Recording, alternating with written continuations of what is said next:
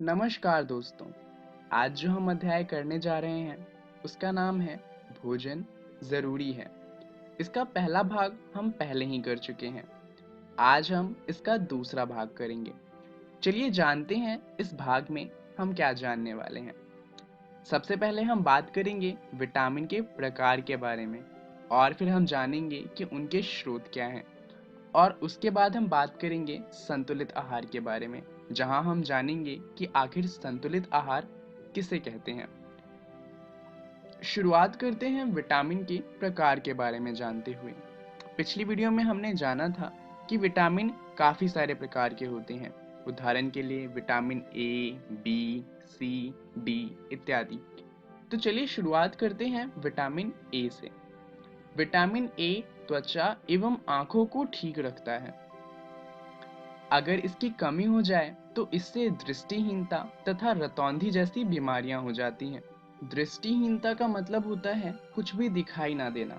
वहीं रतौंधी की बात करें तो इस बीमारी में शाम के समय के बाद कुछ भी दिखाई देना बंद हो जाता है। अब ये बीमारियां तो मुश्किल हैं, मतलब होनी तो नहीं चाहिए। तो चलिए जान लेते हैं आखिर कौन से ऐसे खाद्य पदार्थ हैं जिन्हें खाने के बाद हमें विटामिन ए मिल जाएगा और ये बीमारियां होने की परेशानियां नहीं होंगी। तो विटामिन ए गाजर में होता है, ये केल में होता है, पपीते में होता है, रेड बेल पेपर यानी कि जो लाल वाली शिमला मिर्च होती है उसके अंदर होता है, और ये टमाटर के अंदर भी पाया जाता है। चलिए अब बात करते हैं विटामिन बी की। विटामिन बी हृदय एवं परिसंचारण तंत्र को ठीक रखता है, और ये अगर ना हो तो इससे बीमारियां होती हैं, जैसे कि बेरी बेरी। तो बीमारी तो कोई सी भी नहीं होनी चाहिए। चलिए जान लेते हैं कि आखिर इनके स्रोत क्या हैं। दरअसल विटामिन बी हमें अंडों से मिलता है। उसके अलावा अगर हम दूध की बात करें तो दूध में भी विटामिन बी होता है। और उसके अलावा जितने भी ग्रीन वेजिटेबल होते हैं यानी कि हरी सब्जियां, उनके अंदर विटामिन बी पाया जाता है। चलिए अब बात करते हैं विटामिन सी की। विटामिन सी हमें रोगों से लड़ने में मदद करता है, और इसकी कमी के कारण स्कर्वी नामक बीमारी हो जाती है। इस बीमारी में होता है कि जो हमारे अंग होते हैं वो कमज़ोर हो जाते हैं, जैसे कि आप यहाँ देख सकते हैं दांत कमज़ोर होने की वजह से टूट गए हैं। अब इससे बचने के लिए जितने भी खट्टे पदार्थ हैं हम उन्हें खा सकते हैं, क्योंकि विटामिन सी आमतौर पर खट्टे पदार्थों में होता है। उदाहरण के लिए अगर हम आंवले की बात करें तो इसमें प्रचुर मात्रा में विटामिन सी पाया जाता है। तो अगली बार से कोई आंवला खाने को कहे तो ज़रूर खा लीजिएगा। चलिए अब बात करते हैं विटामिन डी की। विटामिन डी के बारे में तो आप शायद जानते ही होंगे। ये हड्डियों एवं दांतों के लिए लाभदायक होता है, और इसकी कमी से रिकेट्स नामक बीमारी हो जाती है। यहाँ पर सबसे बाईं तरफ जो फोटो है वो एक स्वस्थ इंसान की है, और दाईं तरफ की जो 3 फोटो है वो उस इंसान की है जो रिकेट्स से पीड़ित है।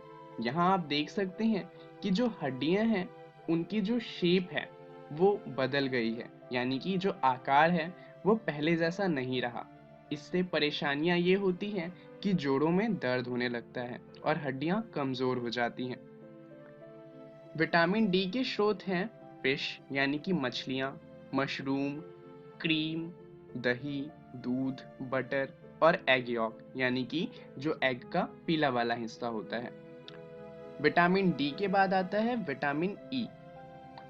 विटामिन ई त्वचा को स्वस्थ रखता है, क्योंकि ये त्वचा से जुड़ा हुआ है। इसका एक और नाम है, हम इसे ब्यूटी विटामिन भी कहते हैं। अब जैसा कि ये त्वचा को स्वस्थ रखता है, इसकी कमी से क्या होगा? दरअसल इसकी कमी से त्वचा एवं प्रजनन अंग जो होते हैं वो प्रभावित हो जाते हैं। ये पाया जाता है ऑलिव के तेल में, कोकोनट के तेल में, सनफ्लावर के तेल में। उसके अलावा ये पालक में मिलता है, और बादाम में होता है, और मूंगफली तक में पाया जाता है, और ये ब्रोकली में भी मिलता है। चलिए अब बात करते हैं विटामिन के बारे में। ध्यान दीजिएगा, विटामिन ई के बाद विटामिन एफ नहीं आता, विटामिन के आता है। दरअसल विटामिन एफ नाम का कोई सा विटामिन नहीं है। विटामिन के का काम होता है कि ये रक्त को जमाने में हमारी सहायता करता है। अब मान लीजिए कि आपको कभी चोट लग गई तो खून निकलने लगता है, पर थोड़ी देर बाद वो बंद हो जाता है।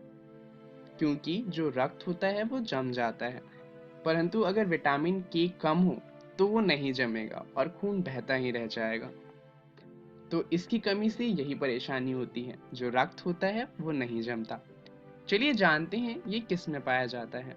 दरअसल जितने भी ग्रीन वेजिटेबल यानी कि हरी सब्जियां होती हैं, ये सब में पाया जाता है। उदाहरण के लिए पालक, बंद गोभी, ब्रोकली, फूल गोभी इत्यादि। ये तो हुए सारे विटामिन्स। चलिए अब बात करते हैं रुक्षांश के स्रोत की।